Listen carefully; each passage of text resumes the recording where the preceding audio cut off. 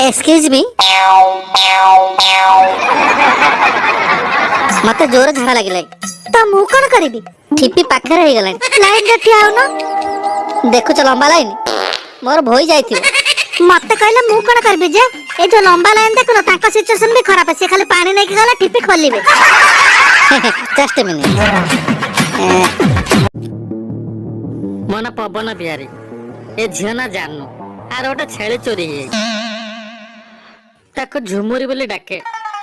सकाल कहीं मिलू नहीं मनीष को इतने न्याय मिलने जेल भीतर हुआ दीपक तो छेली पे पहले कि तू को पालर लोक कथा करछु एक बार चुप कर